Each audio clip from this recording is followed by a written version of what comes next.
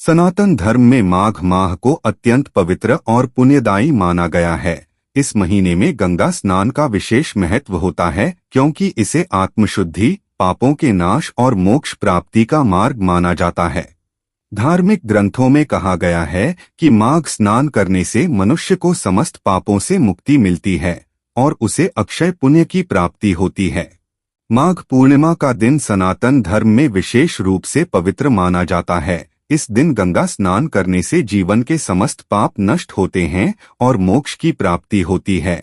मान्यता है कि इस दिन देवता स्वयं गंगा में प्रवास करते हैं, जिससे जल अमृत तुल्य हो जाता है। इस बार 144 साल बाद लगने वाले महाकुंभ का अमृत स्नान भी माघ पूर्णिमा पर होगा, जो अत्यंत दुर्लभ और शुभ योग है। इस पावन अवसर पर संगम में स्नान करने से व्यक्ति को दिव्य फल की प्राप्ति होती है और उसके जीवन में शांति, सुख तथा समृद्धि आती है। माघ पूर्णिमा के ठीक अगले दिन से पवित्र फाल्गुन मास की शुरुआत हो जाएगी और फाल्गुन मास में भगवान शिव की पूजा का विधान है। पूर्णिमा तिथि पर भगवान विष्णु और माता लक्ष्मी जी के साथ साथ भगवान शिव सहित पूरे शिव परिवार का पूजन किया जाता है। इन सबके साथ साथ पवित्र नदियों में स्नान करने के अलावा अपनी सामर्थ्य के अनुसार दान पुण्य भी किया जाता है। दीप दान किया जाता है। पूर्णिमा तिथि पर सात्विक भोजन करना और उपवास रखना शारीरिक व मानसिक शुद्धि के लिए आवश्यक माना गया है। इस दिन भगवान सत्यनारायण का व्रत रखा जाता है, जिससे सुख समृद्धि व शांति मिलती है। और रात के समय उगते हुए चंद्र देवता को अर्घ देकर व्रत पूर्ण होता है। यह तिथि चंद्र देवता को भी समर्पित होती है। चलिए मित्रों, अब आपको बताते हैं इस बार माघ पूर्णिमा कब है, पूर्णिमा तिथि कब से कब तक रहेगी, व्रत किस दिन रखा जाएगा और स्नान दान का शुभ मुहूर्त क्या रहेगा, साथ ही माघ पूर्णिमा की व्रत कथा क्या है। चलिए मित्रों, आपको बताते हैं। पूर्णिमा तिथि प्रारंभ होगी 11 फरवरी मंगलवार की शाम 6:55 से और पूर्णिमा तिथि समाप्त होगी 12 फरवरी बुधवार की शाम 7:22 पर। इसलिए उदय तिथि के अनुसार इस बार पूर्णिमा का व्रत रखा जाएगा। 12 फरवरी दिन बुधवार को इसी दिन पूर्णिमा का स्नान दान किया जाएगा और श्री सत्यनारायण भगवान का व्रत और कथा का श्रवण भी इसी दिन किया जाएगा। माघ पूर्णिमा की पौराणिक कथा के अनुसार एक नगर में धनेश्वर नाम का एक ब्राह्मण रहता था। उसकी पत्नी का नाम रूपवती था, जो कि बहुत ही पतिव्रता और सर्वगुण संपन्न थी, लेकिन उनके कोई संतान नहीं थी, इसलिए वो दोनों बहुत चिंतित रहते थे। एक बार उस नगर में एक महात्मा आए। उन्होंने उस नगर के सभी घरों से दान लिया, लेकिन धनेश्वर की पत्नी जब भी उन्हें दान देने जाती तो वो उसे लेने से मना कर देते। एक दिन धनेश्वर महात्मा के पास गया और उसने पूछा कि हे महात्मन, आप नगर के सभी लोगों से दान लेते हैं, लेकिन मेरे घर से नहीं लेते। हमसे अगर कोई भूल हुई हो तो हम ब्राह्मण दंपत्ति आपसे क्षमा याचना करते हैं। इस पर महात्मा ने कहा, नहीं विप्र, तुम तो हमेशा आदर सत्कार करने वाले ब्राह्मण हो, तुमसे भूल तो कभी भी नहीं हो सकती है। महात्मा की बात सुनकर धनेश्वर हाथ जोड़कर बोला, हे मुनिवर, फिर आखिर क्या कारण है, कृपया हमें उससे अवगत कराएं। इस पर महात्मा बोले, हे विप्र, तुम्हारे कोई संतान नहीं है, जो दंपति निसंतान हो उसके हाथ से भिक्षा कैसे ग्रहण कर सकता हूँ। तुम्हारे द्वारा दिया गया दान लेने के कारण मेरा पतन हो जाएगा। बस यही कारण है कि मैं तुम्हारे घर से दान स्वीकार नहीं करता।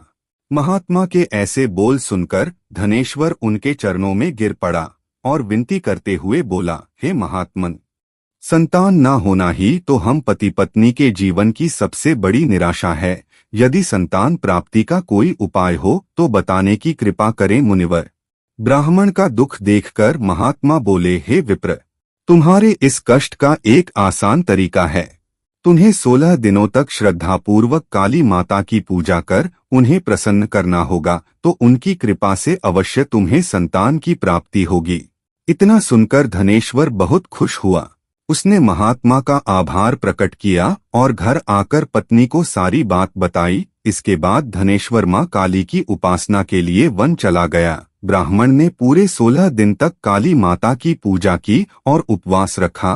उसकी भक्ति देखकर और विनती सुनकर काली माता ब्राह्मण के सपने में आई और बोली, हे धनेश्वर, तू निराश मत हो, मैं तुझे संतान के रूप में संतान की प्राप्ति का वरदान देती हूँ, लेकिन 16 साल की अल्पायु में ही उसकी मृत्यु हो जाएगी। काली माता ने कहा, यदि तुम पति पत्नी विधिपूर्वक 32 पूर्णिमा का व्रत करोगे तो तुम्हारी संतान दीर्घायु हो जाएगी। प्रातःकाल जब तुम उठोगे तो तुम्हें यहाँ आम का एक वृक्ष दिखाई देगा, उस पेड़ से एक फल तोड़ना और ले जाकर अपनी पत्नी को खिला देना। शिव जी की कृपा से तुम्हारी पत्नी गर्भवती हो जाएगी। इतना कहकर माता अंतर्ध्यान हो गईं। प्रातःकाल जब धनेश्वर उठा तो उसे आम का वृक्ष दिखा जिस पर बहुत ही सुंदर फल लगे थे। वो काली माँ के कहे अनुसार फल तोड़ने के लिए वृक्ष पर चढ़ने लगा। उसने कई बार प्रयास किया लेकिन फिर भी फल तोड़ने में असफल रहा। तभी उसने गणेश भगवान का ध्यान किया और गणपति की कृपा से इस बार वो वृक्ष पर चढ़ गया और उसने फल तोड़ लिया। धनेश्वर ने अपनी पत्नी को वो फल दिया जिसे खाकर वो कुछ समय बाद गर्भवती हो गई। दंपत्ति काली माँ के निर्देश के अनुसार हर पूर्णिमा पर दीप जलाते रहे। कुछ दिन बाद भगवान शिव की कृपा हुई और ब्राह्मण की पत्नी ने एक सुंदर बेटे को जन्म दिया जिसका नाम उन्होंने देवीदास रखा। जब पुत्र 16 वर्ष का होने को हुआ तो माता पिता को चिंता होने लगी कि इस वर्ष उसकी मृत्यु न हो जाए। इस पर उन्होंने देवीदास के मामा को बुलाया और कहा, तुम देवीदास को विद्या अध्ययन के लिए काशी ले जाओ और 1 वर्ष के बाद वापस ले आना। इधर दंपत्ति पूरी आस्था के साथ पूर्णिमासी का व्रत कर पुत्र के दीर्घायु होने की कामना करते रहे। काशी प्रस्थान के दौरान मामा भांजे एक गांव से गुजर रहे थे। वहां पर एक कन्या का विवाह हो रहा था। विवाह होने से पूर्व ही उसका वर अंधा हो जाता है। तभी वर के पिता ने देवीदास को देखा और उसके मामा से कहा, तुम अपना भांजा कुछ समय के लिए हमारे पास दे दो, विवाह संपन्न हो जाए, उसके बाद अपना भांजा ले जाना।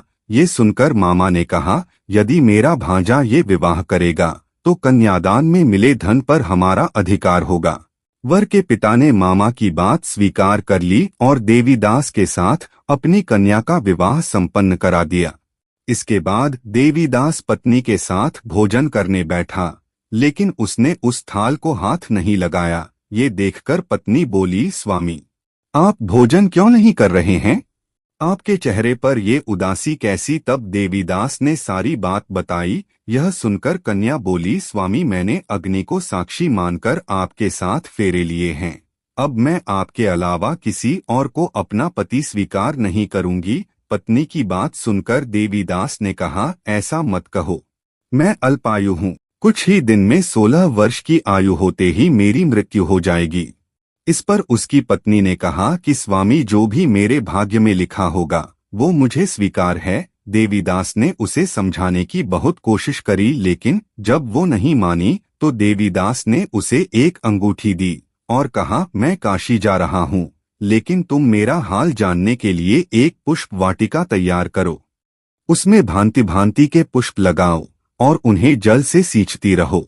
यदि वाटिका हरी भरी रहे, पुष्प खिले रहें तो समझना कि मैं जीवित हूँ, और जब ये वाटिका सूख जाए तो मान लेना कि मेरी मृत्यु हो चुकी है। इतना कहकर देवीदास काशी चला गया। अगले दिन सुबह जब कन्या ने दूसरे वर को देखा तो बोली, ये मेरा पति नहीं है, मेरा पति काशी पढ़ने गया है। यदि इसके साथ मेरा विवाह हुआ है तो बताए कि रात्रि में मेरे और इसके बीच क्या बातें हुई थी और इसने मुझे क्या दिया था। ये सुनकर वर बोला, मुझे कुछ नहीं पता, और पिता पुत्र वहां से वापस चले गए। उधर एक दिन प्रातःकाल एक सर्प देवीदास को डसने के लिए आया लेकिन उसके माता पिता द्वारा किए जाने वाले पूर्णिमा व्रत के प्रभाव के कारण वो उसे डस नहीं पाया। इसके बाद काल स्वयं वहां आए और उसके शरीर से प्राण निकलने लगे। देवीदास बेहोश होकर गिर पड़ा। तभी वहां माता पार्वती और शिव जी आए। देवीदास को बेहोश देखकर देवी पार्वती बोली, हे स्वामी, देवीदास की माता ने 32 पूर्णिमा का व्रत रखा था, उसके फलस्वरूप कृपया आप इसे जीवनदान दें। माता पार्वती की बात सुनकर भगवान शिव ने देवीदास को पुनः जीवित कर दिया। इधर देवीदास की पत्नी ने देखा कि पुष्प वाटिका में एक भी पुष्प नहीं रहा वो जान गई कि उसके पति की मृत्यु हो चुकी है और रोने लगी। तभी उसने देखा कि वाटिका फिर से हरी भरी हो गई है।